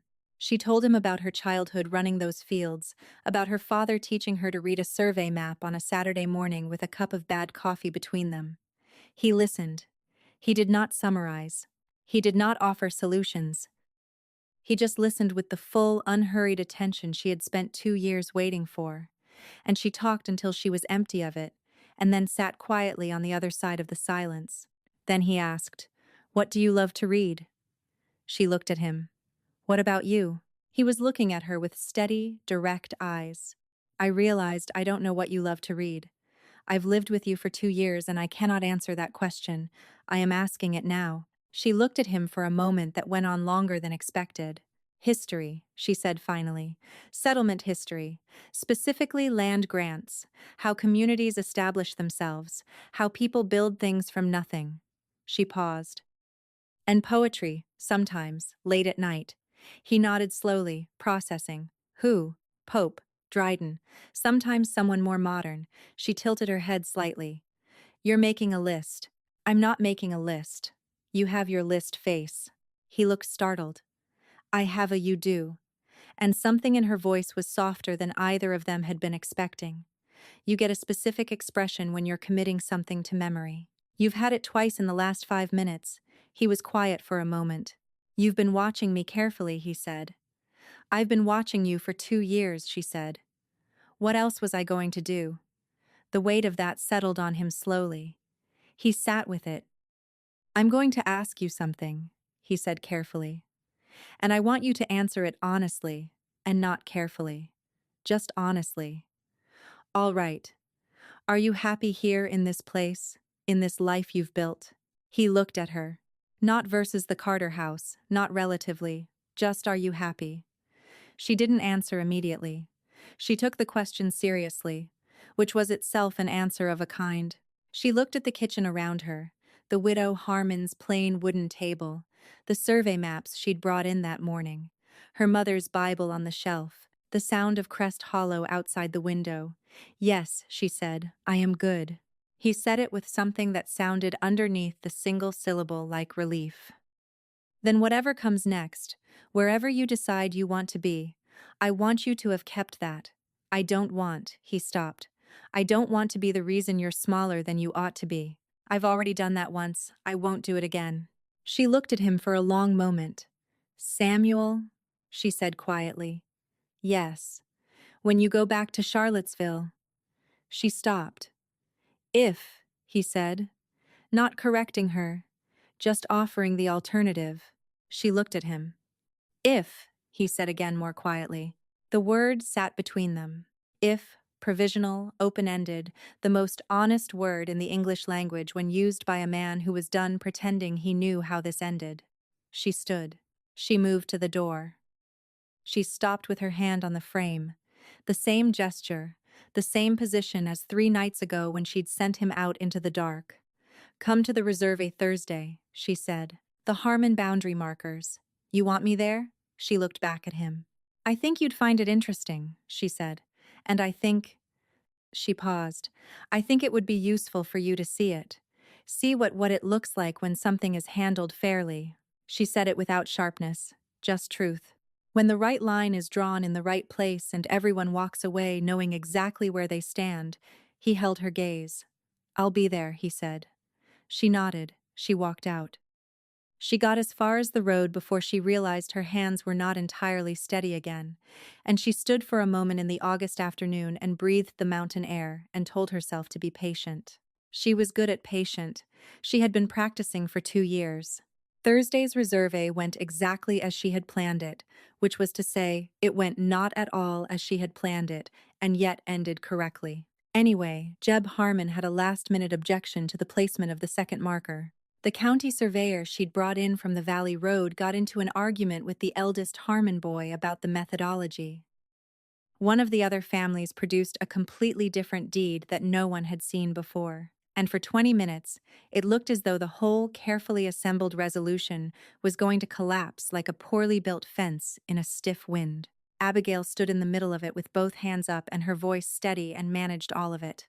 The new deed, the methodology argument. Jeb Harmon's objection with the particular combination of firmness and patience that had become over 3 weeks in Crest Hollow her signature.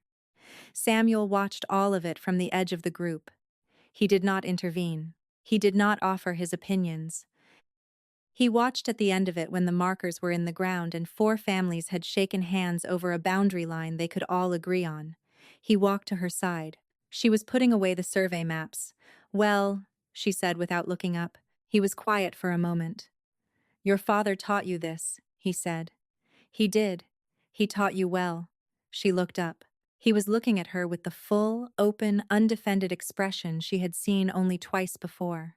Once in Eli Thompson's barn, and once across a table in the widow Harmon's kitchen when she had told him about the letter. Samuel, she said. I know, he said. I know I have a long way to go. I'm not asking you to forget any of it. I'm not asking you to pretend the last 2 years were something other than what they were. He looked at the survey stake nearest to him, the new marker precise and clear. I'm just asking to be in the same place as you for a while doing whatever is useful without the arrangement being the whole of it. She looked at him. There's a stone wall on the far side of Eli Thompson's property that needs repointing, she said. He blinked. I beg your pardon. Eli mentioned it last week. He can't do it himself. His shoulder. She began folding the last map. I told him I'd find someone. It's a full day's work. Maybe 2. Hard work. She looked at him with those clear, steady eyes. Can you do that? He looked at his hands, looked at her. Yes, he said. I can do that. Then you can stay, she said. For now, you can stay. And that was not a love confession, and it was not a reconciliation, and it was not the resolution of 2 years of careful hurt. It was simply an honest woman making room carefully and on her own terms for the possibility that the man standing in front of her was becoming someone she might in time want to know. It was, all things considered, more than she had thought she would offer. It was, she was beginning to understand, the beginning of something real. Samuel Carter repointed Eli Thompson's stone wall in 2 days. He showed up at dawn on Friday with his sleeves already rolled and his coat left at Deacon's, and he worked with the focused, unhurried competence of a man who understood physical labor, even if he had not practiced it recently. By mid-morning, the first section was done. By evening, half the wall was solid. Eli Thompson brought him water twice and said nothing both times, which was, from Eli, high praise. Abigail passed the wall on her way back from the county surveyor's office on Friday afternoon. She stopped. She looked at the work. She looked at Samuel, covered in mortar dust, squinting at a stone he was fitting into place, entirely unaware of being observed. She stood there longer than she'd intended. Margaret, who was walking 2 steps behind her, came to a stop at her elbow. She looked at Samuel, looked at her daughter's face. Don't say it, Abigail said. I haven't said anything. You're thinking very loudly. I'm thinking nothing at all, Margaret said serenely. I'm simply appreciating the quality of the stonework. Abigail walked on. She was aware, without turning around, that Margaret was smiling. Samuel finished the wall on Saturday. Eli inspected it with the thorough attention of a man who knew exactly what good work looked like and was not going to confirm it until he was certain. Well, Samuel said. Eli ran his hand along the top course. He checked two of the corner joints. He stood back and looked at the whole thing. It'll hold, he said. It'll hold for 30 years, Samuel said. Eli looked at him. Reckon it will? He paused. You've done this kind of work before. My father's farm before the estate. Samuel picked up his jacket. I believed a man who couldn't maintain his own property had no business owning it. Smart man he was. He looked at the wall. I got comfortable, stopped doing, and started directing. He paused. There's a difference. There is. Eli picked up his own jacket.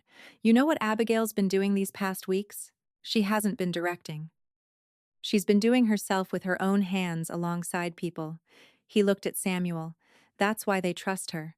Not because she knows more than them. Because she works with them. Samuel was quiet for a moment. I know. Do you?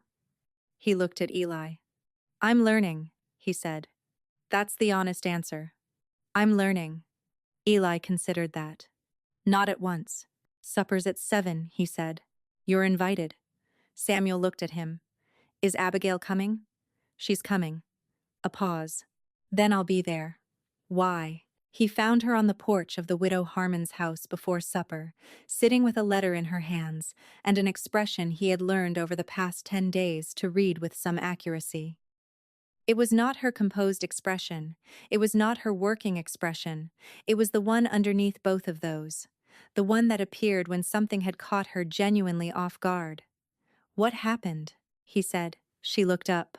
She held out the letter without a word. He took it. He read it. It was from Lydia. Not a letter this time. A single line on a card in his mother's precise handwriting. I am arriving Wednesday. There are matters that require discussion in person. L.H. Samuel looked at the card. He looked at Abigail. He said with considerable restraint, I didn't ask her to come. I know. I can write and tell her. Don't. Abigail stood. She took the card back. She looked at it for a moment. Let her come. She said it with the calm, certain voice she used when she had made a decision and was done second-guessing it. It's time. He looked at her. Abigail, Samuel. She met his eyes. I am not the woman who curtsied and walked out of that dining room anymore. I am not going to flinch from your mother on my own ground. She folded the card. Let her come. He nodded slowly. All right. She put the card in her pocket and picked up her shawl. We're going to be late for supper, she said. Come on. He followed her. And it occurred to him, following this woman down the road toward Eli Thompson's house in the last of the summer evening, that he had never once, in 2 years of marriage, walked behind her, had never been in the position of following where she led. He had always been ahead or parallel or simply somewhere else entirely. He found, to his considerable surprise, that he did not mind. Cuke. Lydia Carter arrived on Wednesday as promised in a hired coach that was considerably less comfortable than what she was accustomed to, and emerged from it with the expression of a woman who has endured something beneath her standards and intends to say so. She did not get the chance. Abigail was at the road when the coach stopped. She was standing, not waiting anxiously, not bracing herself, simply standing with her hands at her sides and her chin level and the full, grounded composure of a woman on her own ground. Lydia stepped down. She looked at Abigail. Abigail looked back. Mrs. Hawthorne, Abigail said. Welcome to Crest Hollow. Lydia took in the village, the road, the mill in the distance, the widow Harmon's modest house. Her expression moved through several things and settled on something that was carefully neutral. Abigail, she said. Samuel's at the Thompson property. I'll take you to him. I'd like to speak with you first. A pause. All right. They sat in the widow Harmon's kitchen, the same kitchen where Abigail had read Lydia's letter, where she had talked to Margaret about what she wanted, where she and Samuel had spent 3 hours talking for the first time about everything that mattered. Lydia sat across the table and folded her hands in the precise, composed way she always folded them, and for a moment, the room felt like it was waiting. "I wrote you a letter," Lydia said, "before your wedding. I know, I've been thinking about it." Lydia looked at her hands, then up. "I told myself it was practical, that I was being honest with you about the terms of the arrangement, so you would not arrive with false expectations." She paused. "I have told myself that for 3 years. It has recently become more difficult to maintain." Abigail said nothing. She sat and waited. She was very good at waiting. "I was protecting Samuel," Lydia said. "That's what I believed. I believed an arrangement clearly understood on both sides was kinder than one that bred illusions." She stopped. "I did not consider that what I was actually doing was telling a young woman before she had walked through the door that she should not expect to matter." She looked at Abigail. "That was wrong. It was unkind. And I am not accustomed to being unkind without reason." The word sat between them. Without reason, not without cause. Lydia was too honest to pretend the reason hadn't existed. "You knew about the iron," Abigail said quietly. Lydia's hands moved slightly, just slightly. "I had heard a rumor.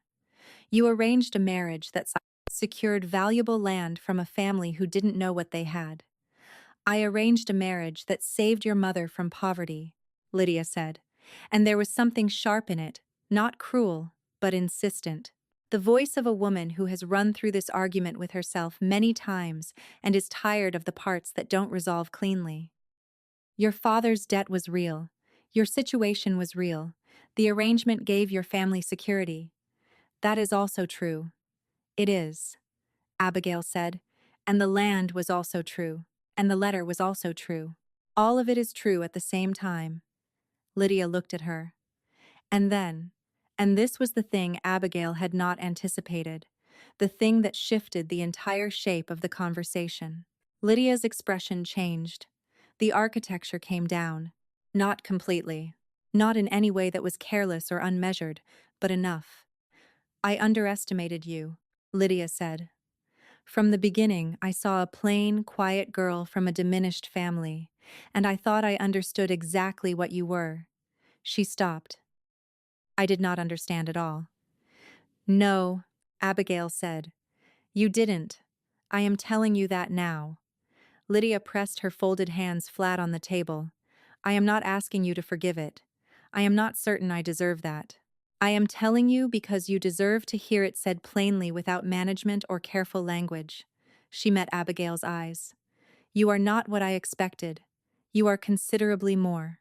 And what I did, the letter, the land, the years of I allowed things in that house that I should not have allowed.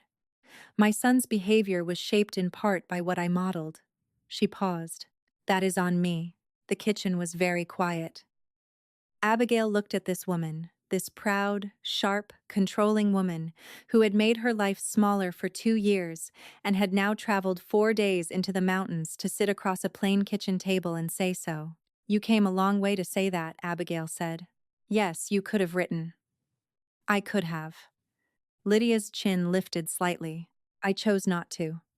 Abigail looked at her for a long moment, at the straight spine and the folded hands and the careful eyes that were, underneath all of it, asking for something they didn't know how to ask for directly. "Margaret is at the mill with Eli Thompson," Abigail said. "She'll be back by noon. Stay for lunch." Lydia blinked. "I'll stay for lunch, Mrs. Hawthorne." Abigail stood. She moved to put the kettle on. "We have things to discuss, and I don't intend to discuss them on a bad cup of Coach Road coffee." A pause that lasted exactly the right length of time. "All right," Lydia said. Mahad. Samuel found them at the kitchen table 2 hours later with the household accounts from the Carter estate spread between them and both of them talking at the same time. He stood in the doorway, a silent observer, as his mother and wife bent their heads together over the same papers. Abigail, pencil poised, pointed to a detail, while Lydia meticulously jotted a note in her own hand. A subtle shift stirred within him, a nameless emotion blooming in his chest. There's a discrepancy in the July figures, Abigail stated, her voice cutting through the quiet. And here, Mrs. Holt's been compensating for it, but she shouldn't have to. The factor system and my system don't align. Lydia's reply was quiet but firm. They never have. I've been adjusting it manually each quarter. Then we need a single system that both of you can use without adjustment, Samuel declared, the words out before he could stop them. Abigail tapped the page. If you show me yours, I'll build something that sits between them. That would take considerable, Abigail began, but was cut off. 2 days, Abigail offered. 3 at most. Lydia's gaze met Abigail's. A flicker of something akin to a smile touched her lips. You've always been organized. I've always had to be, Lydia replied, her voice soft. A beat of silence hung in the air before Lydia conceded. Yes, I suppose you have.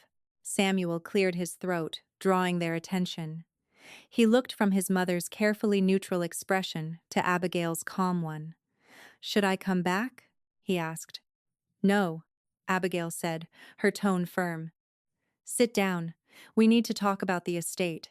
He sat, and the conversation that unfolded was unlike any they had shared before.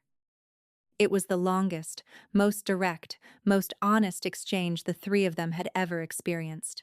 They delved into the estate accounts, the Meadows land, its iron deposits, the legal transfer of the northern parcel to Margaret Carter, and the future management of the household. Lydia remained largely silent during the discussions about the land. She had, however, brought a solicitor's letter, already signed, relinquishing any claim to the iron revenue. Abigail regarded the document with surprise. This is already signed, she observed. It is, Lydia confirmed. You did this before you came. Why? Abigail asked, her eyes fixed on Lydia. Lydia folded her hands. Because it was right, she said, as if that explained everything, and perhaps, from Lydia's perspective, it did. Samuel watched his wife meet his mother's gaze, a silent exchange passing between them. Something shifted, not warmth, not yet, perhaps never fully, but a recalibration, a new line being drawn with deliberation by two precise, careful women. Thank you, Abigail said. Lydia nodded once. Don't thank me, she replied. I'm 3 years late. The question of what came next arrived on a Thursday evening, 9 days after Lydia's visit. It landed with the matter-of-fact inevitability of important questions that have been simmering for too long. Margaret, waiting until all four were seated at the supper table, broke the comfortable silence. Lydia, still present, a surprise to everyone, including herself, watched as the meal concluded and the conversation naturally lulled. What are we doing? Margaret asked, her gaze sweeping across the table. All four of us. What are we actually doing? She paused, her voice tinged with a quiet urgency. Because I'm 61 years old, and I would like someone to tell me where I'm going to be sleeping 6 months from now. Lydia looked at Margaret, and for the first time, a genuine, unambiguous smile bloomed on her face, a smile Abigail had never witnessed before. A fair question, Lydia said. All eyes turned to Abigail.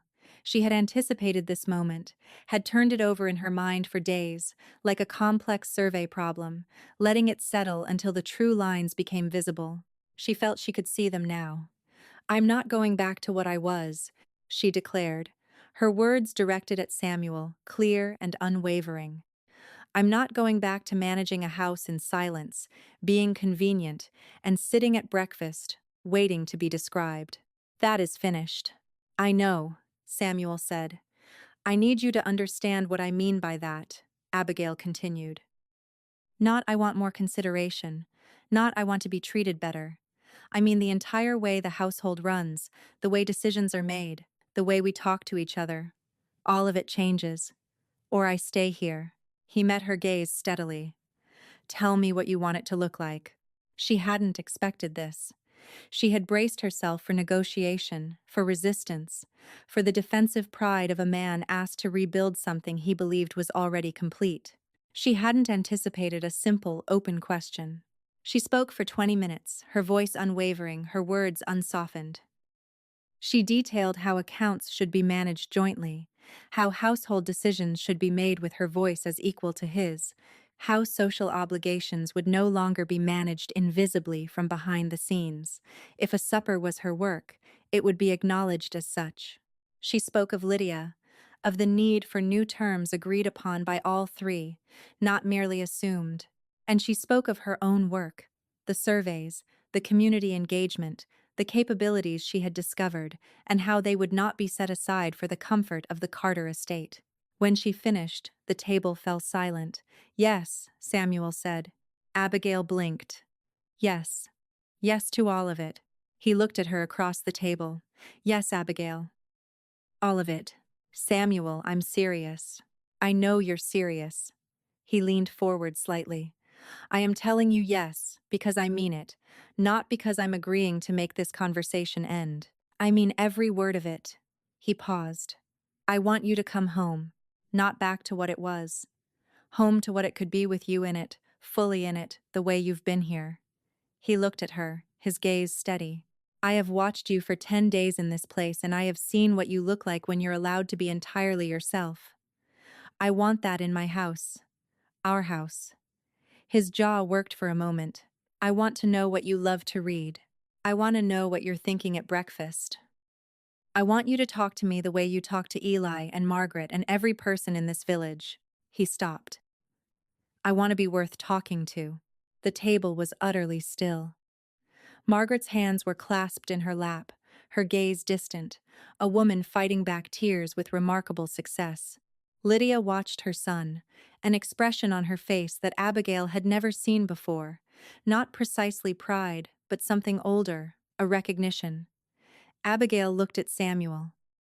This man, who had ridden 4 days into the mountains, repointed a stone wall, sat at a plain kitchen table, and said yes to every term she'd offered, now asked, with a humility she hadn't thought him capable of, for the chance to be worth something to her. "One more thing," she said. "Anything. If I go back, Crest Hollow stays mine. I keep the work here. Not every week, not always, but it stays. Eli's community, the people here, what I've built here, it doesn't disappear because I go back to a bigger house." He didn't hesitate. "Of course, I mean it, Samuel." "I know you do." He looked at her. "So do I." She held his gaze for a long moment, reading it as she would read survey maps, searching for the true line, the honest bearing, the place where it held. She found it. "All right," she said. They left Crest Hollow on a Saturday, all four of them in the hired coach. Lydia, her survey maps tucked away, Margaret's Bible on her lap, and Eli Thompson waiting at the end of the road to see them off. Abigail climbed in last. Pausing at the coach door, she turned back to Eli. "I'll be back in October," she said. "The winter cases." He nodded. "I'll have them ready." He looked at her for a moment. "You did good here. We're not done." "No," he said. "You're not." He looked past her at the coach, at Samuel visible through the window, then back at her. "He did good too, for what it's worth." "I know," she said. "I saw."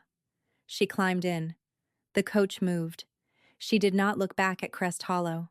Not because she was leaving it behind, but because she knew, with the certainty she reserved for things that were simply true, that she was carrying it with her.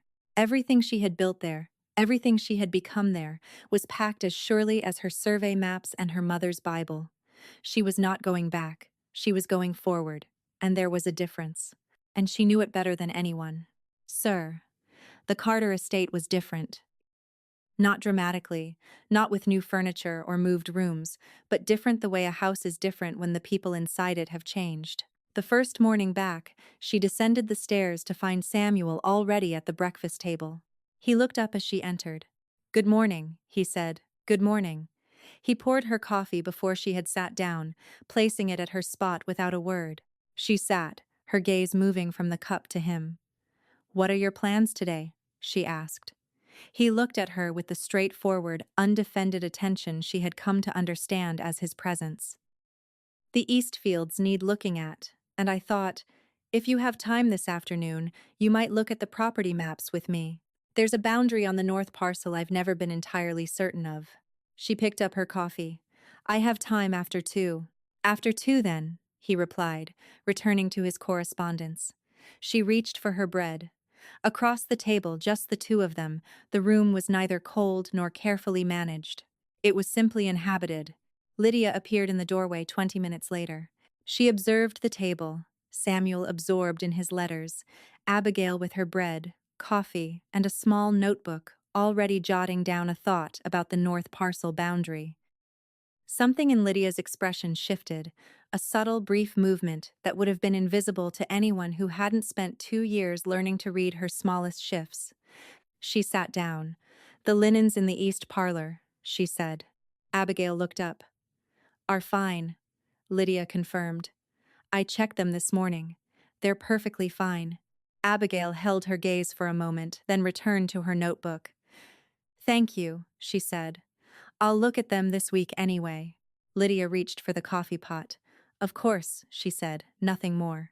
It was not a peace treaty. It was not a transformation. It was two women at a breakfast table having decided, with full understanding of what they were deciding, that the future was worth more than the argument. Samuel looked up from his correspondence and saw them both, his mother with her coffee, his wife with her notebook, occupying the same room without casualness and without war. They were in the careful, new, hard-won way of people who have chosen honesty over comfort and are finding, against some expectation, that it holds. He returned to his letters, a slight smile playing on his lips. It wasn't performed, it simply happened. The north parcel boundary, Abigail discovered that afternoon while examining the maps with Samuel beside her, had been incorrectly recorded at the county office for 11 years. The original grant line was 4 degrees off from what had been filed. She showed him how she knew, walking him through the methodology, the original survey bearing, its comparison to the county record, the discrepancy that had accumulated over a decade into a quietly significant error. He listened, arms on the table, his full attention fixed on the map. He asked questions, not leading questions, not the questions of a man demonstrating understanding before he'd finished listening, but real questions, the questions of a man who genuinely did not know and wanted to. She answered them all.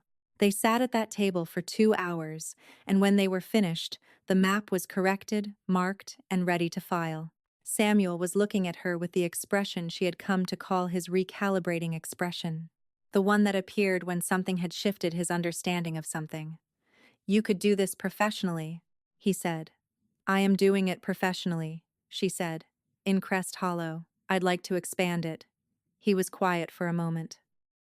"What would you need?" She looked at him. "A proper office. Access to the county records in Charlottesville." She paused. "Your name on the correspondence?" "Not because my work requires your name, but because the county clerk will respond faster to a Carter." He held her gaze. "Done. I'm serious. So am I." He looked at the map. "Abigail, I want you to build it. Whatever it looks like, I want you to build it, and I want to watch you do it. And I will put my name on whatever correspondence needs my name, without comment or condition." He paused. "You were managing things from behind for 2 years. I'm asking you to manage them from the front from now on." She looked at him. She did not let herself look away or qualify or soften what she was feeling. "All right," she said. He reached across the table, not quickly, carefully, deliberately, the way he did things when he was certain. His hand covered hers on the map. She turned her hand over and held it. They stayed like that for a moment. Two people at a table with a corrected map between them, holding on in the quiet, ordinary, entirely real way of two people who have finally, after a long time, found the true line. That evening, Abigail Carter sat at the writing desk in the room that was now properly and completely her own study, because that had been the first thing she had asked for on returning, and Samuel had arranged it without question. She wrote a letter to Eli Thompson. She told him the north parcel boundary had been wrong for 11 years, and she'd corrected it. She told him she would be in Crest Hollow in October with 3 pending cases and a plan for the winter disputes. She told him that Margaret was well and that the Carter estate was adjusting and that the breakfast table was, on balance, considerably quieter and considerably better than it had been. She signed it. She folded it. She sent it with the morning's outgoing correspondence. Then she sat for a moment in her own study, in her own house, with her own maps on her own desk, and she thought about a July morning that had started with a curtsy and a walk out a door. She had walked out a woman who knew what she was worth. She had come back a woman who had proved it. Not to Samuel, not to Lydia, to herself. That was the only proof that had ever mattered. And she had gone to the mountains and earned it with her own hands and her own mind and come home carrying it like something no one could take. The woman who had sat at that breakfast table waiting to be seen was gone. She was not coming back. In her place was a woman who saw herself clearly, who knew the exact coordinates of her own value, who had drawn the line in honest ground and intended to hold it not against the people she loved, but alongside them as an equal, as a partner, as herself. And that, in the end, was the only boundary that had ever needed to be.